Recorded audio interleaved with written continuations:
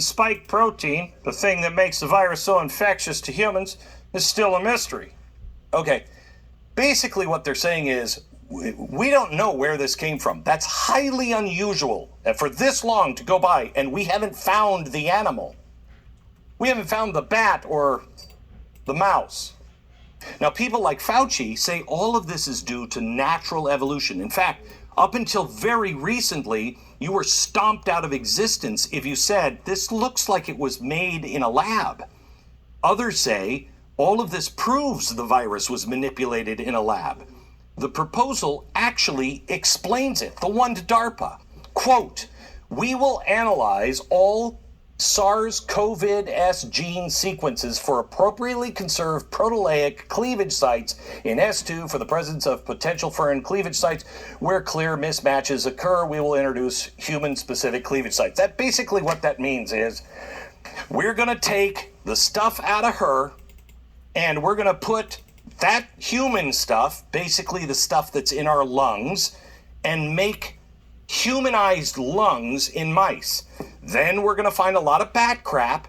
We're going to find some really crazy, really dangerous virus, and we're going to then introduce it into the mouse to see if the mouse starts to go. That's the mystery. And it was all set to be tested in Wuhan. Does anyone still really doubt the lab leak? Oh yeah, but the proposal was rejected.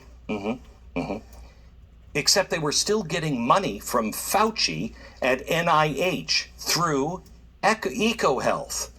All of our players that have been collaborating for years, all of them are there.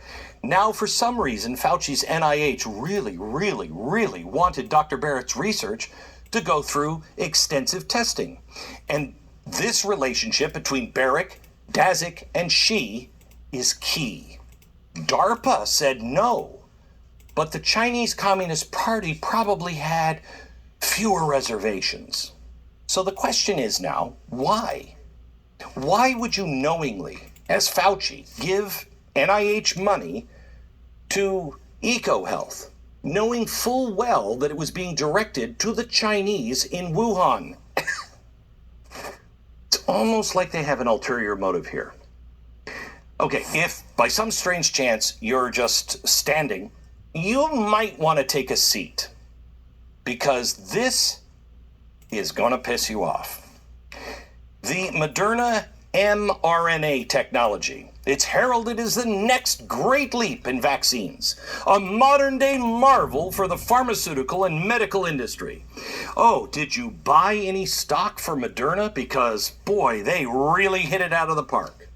For 8 years, people have been looking at Moderna, who pioneered the technology. It was said to, quote, revolutionize medicine and disrupt the pharmaceutical industry. Clearly, anyone to first nail down this tech was going to be very wealthy. Are you ready? This is 153 pages of the confidential agreement between Moderna and the U.S. government. And it goes back to 2015. Jason, what was happening in 2015? Frankenstein coronavirus. That's right. The same time Dr. Barrett and Dr. Xi published their paper on the new Frankenstein coronavirus. In fact, let's skip down to page 104. It shows that the NIH and Moderna were collaborating with Dr. Barrett. Wow. His signature is on page 106 of the Material Transfer Agreement. But let's get back up to the top of this specific agreement. The NIH appears to be transferring the mRNA tech to Dr. Barrett. But look what they want to make clear. Quote, mRNA coronavirus vaccine candidates developed and jointly owned by the NIAID and Moderna. I'm sorry. I mean, I've seen ulterior motives before, but usually you see them coming. Did you know that the government co-owns the vaccine? Oh, by the way, this is not part of the Trump's thing. This is not part of that. This is 2015. The same government that is now mandating its use owns the vaccine. Is there even a precedence for this? The inventor of the polio vaccine, I know, refused to patent it. The distribution was privately funded. The flu vaccine is an open source with global collaboration. You would think that this wouldn't be patented and held by the United States government. As of April, our government has paid Moderna $6 billion to support the vaccine that they co-own. So if we own 50% of it, are we getting paid? Are we getting a discount? Where's that money going to? And if we're not getting money, why the hell would we have this agreement? Now, keep in mind that Moderna is a company that attempted to bring 9 previous products to market, including with this mRNA technology. All were unsuccessful, all 9 times. The most recent actually occurred right before COVID. Only once was Moderna even able to develop a product that advanced to human trials portion of development. So this is their first success, or is it? I mean, how many more unlimited booster shots are we going to have to take? I mean, in the next 10 years. And this might be the biggest conflict of interest case in all of mankind. Now, okay, I thought, well, maybe the government's smart, maybe they're getting money, but why wouldn't they tell you this? What does the government gain here? Well, you don't need to look further than the Great Reset and their goal of public-private partnerships on a massive scale. They are now working in partnership with private pharmaceutical companies. All these politicians, we don't like those big pharma. They're in bed with them. They share ownership of intellectual property. They are now beholden to the federal government's whims and regulations. If they jump, the only answer is how high. This is the precedent they are moving towards for all of society, not just in America, but the entire Western world. We're seeing it now in industries across the spectrum. The biggest and most frightening right now is banking and big tech. It's the standard everywhere. Do you remember when we thought it was a little odd that the government shut down the Johnson & Johnson vaccine? It was really nothing to worry about. In fact, the others had the same kind of flaws. And when they shut this down, when they shut down Johnson & Johnson, everything went off the rails. People stopped taking the medicine. That's when we started saying, well, we have to have a mandate. It never made sense to me, but maybe it makes a little more sense now. Johnson & Johnson vaccine isn't mRNA. The government owns the competitor to this.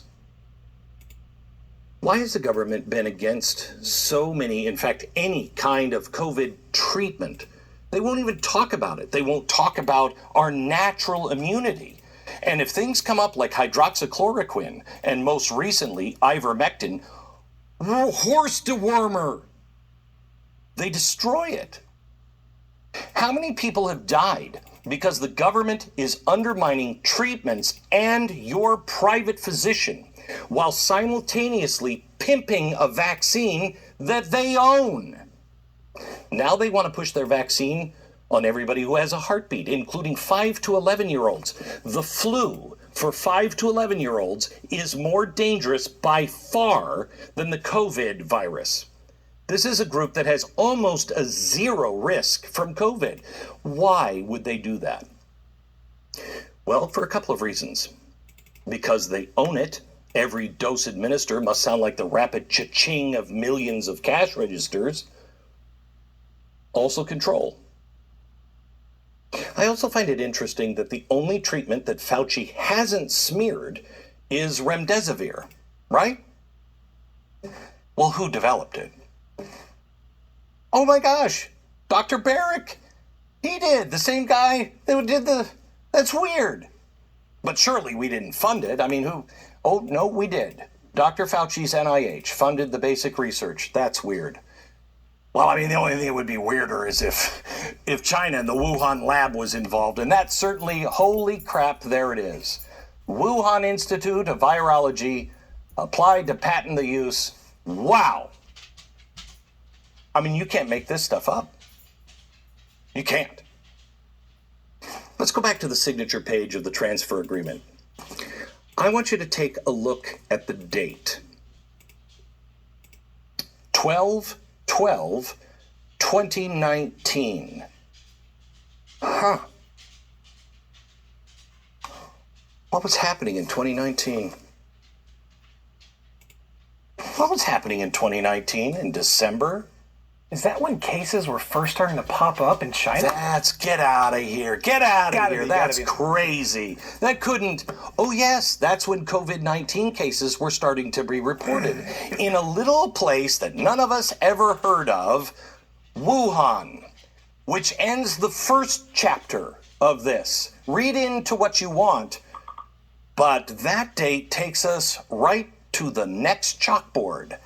The pandemic begins. Let's go to Steve. Steve, am I blowing this out of proportion with the ownership?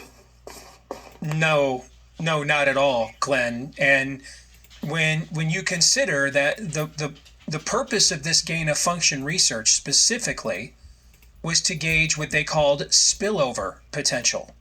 It's not even just that the methodology of this research is dangerous, but its explicit purpose in this case was to see what would cause one of these bat coronaviruses to spill over into a human. So you're really talking here about the tempting of fate. It's not just a dangerous methodology, but you're really creating a potential fait accompli here with a dangerous purpose at the exact same time. I've got here with me, and he'll be joining us for the Q&A that we'll be doing after you finish here tonight, Glenn, Dr. Ryan Cole. He is a Mayo-trained pathologist.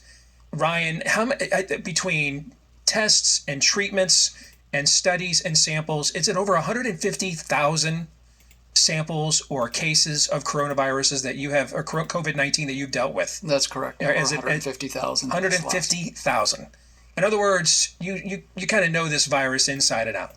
Yeah, for better or for worse, I do. Yes, and on purpose, I did not give you the rundown of what we were going to talk about here tonight. So I've been sitting here with you, watching you as you react to this. And that's my first question to you, kind of be the proxy for the audience here, because they're seeing this for the first time too. Your reaction to the initial dot connecting here done by Glenn and his team. I like to hail back to a quote from Mark Twain, and that's, "The man who does not read has no advantage over the man who cannot read." And I think in this era of us being shut down from information, or choosing not to maybe dive deep into the weeds and find these interconnecting links, this is important. This is history, and this is history repeating itself. And this is groups of scientists taking advantage of humanity in ways that are obviously dangerous, and we're paying the price for their playing in the playground where they shouldn't have been playing. And I think it's very important to listen to what's being presented, because this does connect the dots. This is science gone awry, but science gone awry intentionally for the benefit of a few to the detriment of many. Glenn, back to that second chalkboard. Very much.